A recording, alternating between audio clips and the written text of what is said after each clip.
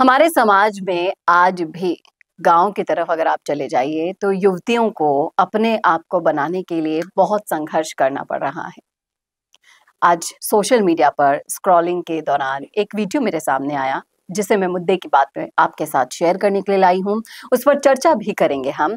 और इस वीडियो को देखने के बाद समझ में आया कि अगर यही सोच हर युवती की हो जाएगी तो अपने आप हर युवती अपने भविष्य के लिए आगे बढ़ने के लिए कदम उठाने लगेगी तो बेशक वो अपनी जिंदगी बदल डालेगी। देखिएगा वीडियो और इस मुद्दे पर चर्चा भी करेंगे, इसलिए जुड़े रहेगा आखिर तक हमारे साथ। नमस्कार, मैं हूं चेतना शर्मा। आप देखना शुरू कर चुके हैं संवाद भारत का, भारत के लिए। तो ये वीडियो है अलवर का। अलवर के रैनी में बोल गुर्जर मन की बात कार्यक्रम हो रहा था और उस कार्यक्रम में जब इस बच्ची ने माइक थामा, बच्ची का नाम है तमन्ना गुर्जर, तो इसकी सोच से जब रूबरू हुआ समाज तो अपने आप को तालियां बजाने से नहीं रोक सका।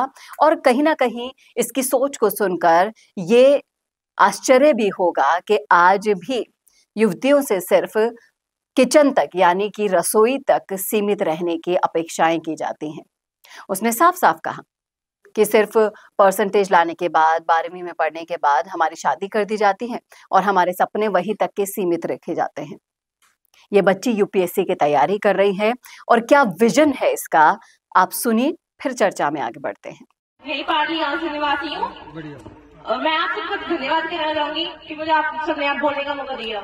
तो मेरा प्रश्न ये है कि हमारे यहाँ पे सिर्फ एजुकेशन के ऊपर जोर दिया जा रहा है कि भाई बच्चों को पढ़ाओ, सिर्फ पढ़ाओ। सिर्फ एक फील्ड के आगे एक बच्चे आगे चल गए और भी तो फील्ड है। लड़कियां बिल्कुल भी नहीं चाहती कि भाई बिजनेस के मामले में कोई हो।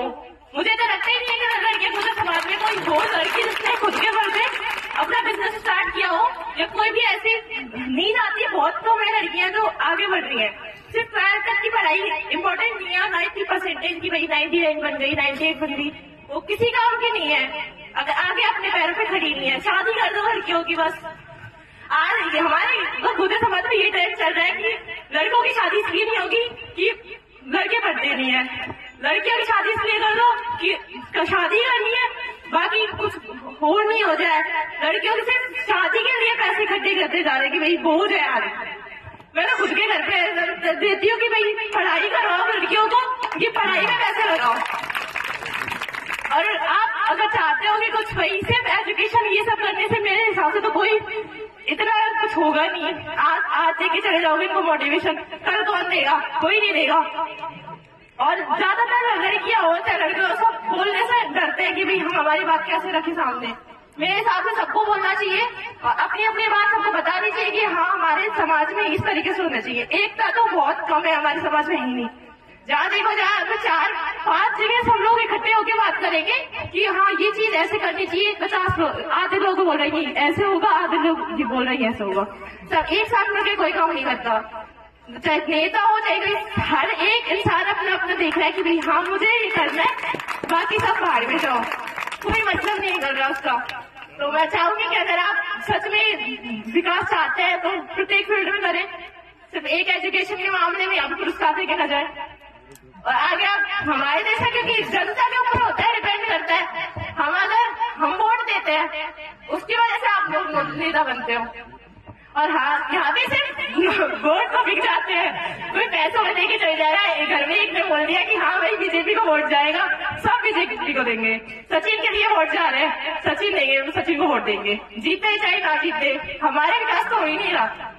यहाँ पे सरपंच बनते हैं, क्षेत्र में कोई विकास नहीं है, ना सड़क है ना पानी है, कोई है ही नहीं। और फिर ये भी सोचते हैं कि अगर हम नहीं बोलेंगे तो कौन बोलेगा? कोई बात नहीं, अपना क्या जा रहा है, कुछ नहीं जा रहा हमारा, दूसरे देख लेंगे।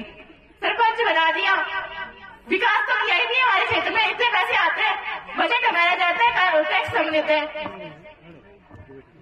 कोई बात पूरी कर दीजिए, ऐसे कैसे अधिकार है बोलने का? आपको पता नहीं है तो बोलने का अधिकार होता है, अपनी बात करने का। एजुकेशन का मतलब ये नहीं है कि सिर्फ लटा रहा है बोल दो बस। आपको हिम्मत होनी चाहिए आगे जाके बोलने की, समझ होनी चाहिए। और अगर हम ही नहीं बोलेंगे तो आज का यूथ नहीं बोलेगा तो कौन बोलेगा? तो आप प्लीज हर फील्ड में रहिए, सिर्फ एजुकेशन के लिए सिर्फ ये नहीं कि छोटे बच्चे आप देवनारायण योजना से बना रहे हैं, आप उसकी तैयारी चेक कीजिए कि सही में एजुकेशन सही तरीके से चल रहा है कि नहीं चल रहा है। सरकारी स्कूल में 10 बच्चे होते हैं, 5 बच्चे होते हैं, पढ़ाई होती है, टीचर्स होता रहता है, गेम खेलता रहता है फोन में, कोई कुछ कहता ही नहीं है। और फिर दूसरे के ऊपर डालते सरकारी सब कुछ थोड़ी करेगी, जनता सब सोते हुए अपना अपना देखे। अगर हम भी समाज में अगर आगे नहीं करेंगे तो कौन करेगा, कोई भी नहीं है। अब सिर्फ क्योंकि मैं यूपीएससी की तैयारी कर रही हूँ तो उसमें आपको हर चीज पढ़ाई जाती है, उसमें एक एक्सप्लोजर मिलता है बच्चों को कि क्या हमारा एजुकेशन सिस्टम है, कैसी है, पॉलिटिक्स कैसे चलती है। सर चीज के लिए जो मैं संविधान निर्माता हूँ, संविधान बनाया भारत का सबसे लिखित संविधान है, सबसे बड़ा संविधान है जो बहुत बड़ा है, बहुत सोच विचार करके बनाया उन लोगों ने। तो मैं चाहती हूँ कि भाई उसका सही तरीके से यूज हो। भाई इतनी कर रहे हैं हम लोग पर काम कुछ नहीं होता। तो मैं चाहूंगी आप सही तरीके से इनको समझा के जाए कि आप लोग एकजुट हो और एजुकेशन में सभी फील्ड्स में लड़कियां भी जाए और भी जाए। क्योंकि ये नहीं है कि हमारे यहाँ से सरकारी नौकरी लगी लड़कियां तो सरकारी नौकरी ही कर रही है, वो सरकारी नहीं लगती तो लड़कियां घर बैठ जाती है, गोबर पानी कर रही है, भाई भैंस को तो संभाल रही है। तो हम चाहते हैं कि भाई औरतें भी बिजनेस स्टार्ट करें, खुद के पैरों पे खड़ा करें। आज के टाइम पे जो पैसे कमा के रह रहा है उसकी रेस्पेक्ट होती है घर में, और नहीं होती सिर्फ बैरवानी औरतों को कोई काम नहीं है, वो सिर्फ दूध चिप्पी करती रहती है। तो सीधी बात है, गलतियां हो रही है इसमें।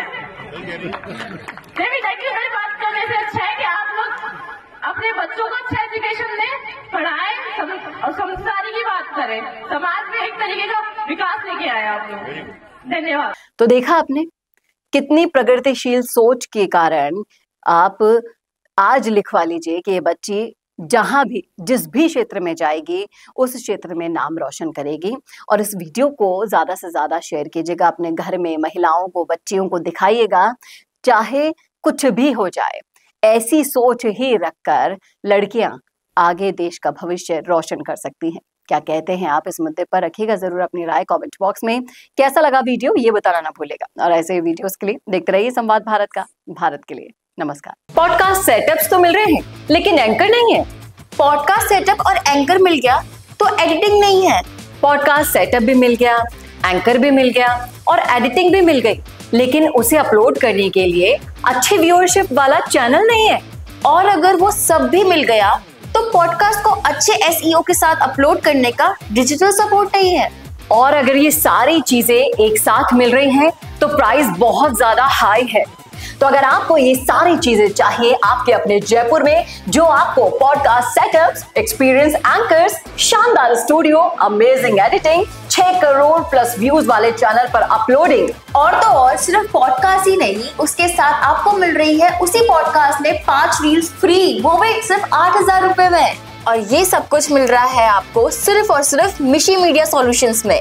तो सोच क्या रहे हैं? अगर आप भी चाहते हैं पॉडकास्ट के जरिए पूरे सोशल मीडिया पर छाना तो अभी कॉन्टैक्ट कीजिए स्क्रीन पर दिए गए नंबर पर।